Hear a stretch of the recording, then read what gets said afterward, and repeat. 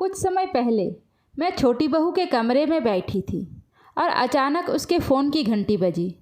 हमारे घर में रिवाज है कि जैसे ही किसी बहू का फ़ोन आता है तो हम वहाँ से उठ जाते हैं ताकि बहू सुकून से बात कर सके, और जब मेरा फ़ोन आता है तब भी मेरी बहुएं इधर उधर हो जाती है ताकि मैं आराम से बात कर सकूं।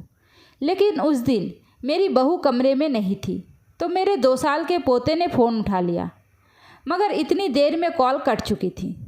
लेकिन मेरे पोते ने फ़ोन अपने कान से लगाया और तुतलाते हुए कहने लगा, हेलो पापा।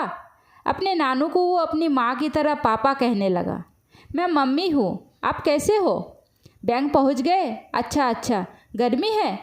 वो फ़ोन उठाकर सारे कमरे में चक्कर लगा रहा था और मैं बड़े प्यार से मुस्कुराते हुए उसे देखे जा रही थी। फिर फ़ोन को बाएं हाथ से दाएं हाथ में लिया, बिल्कुल अपनी माँ की तरह। जी जी, सब ठीक है, आप ठीक हो ना पापा? और बात करते करते ही आकर बेड पर बैठ गया। हाँ पापा, टाइम पर खाना खाना और टाइम पर दवाई लेना, ठीक है? अच्छा, अभी फ़ोन रखती हूँ, अपना ख्याल रखना। और फ़ोन साइड के टेबल पर रख दिया। मुझे अपने पोते पर बहुत प्यार आ रहा था और उससे ज़्यादा उसकी मम्मी पर आ रहा था। सच में बेटी बाप से रोज़ यही बातें करती होगी और चिंता करती होगी कि उसके पापा ने टाइम पर खाना खाया या नहीं, दवाई ली या नहीं, और ये सोचकर परेशान होती होगी। जब उसके पापा ऑफिस गए तो रास्ते में गर्मी थी तो उससे उसके पापा को तकलीफ़ तो नहीं हुई। ऑफिस कार में गए या मोटरसाइकिल पर। मेरी बहू बनने से पहले वो अपने माता पिता की बेटी है, बड़े भाइयों और बहनों की छोटी लाडली बहन है।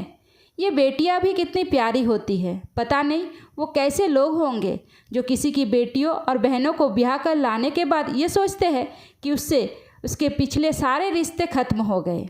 बेटियां भले ही अपने ससुराल में कितनी भी खुश हो, लेकिन उसका दिल अपने माता पिता में अटका रहता है और उनकी चिंता रहती है। माता पिता ने जो प्रेम और स्नेह उन्हें दिया होता है, उसका कर्ज वो सारी ज़िंदगी चुकाती रहती है।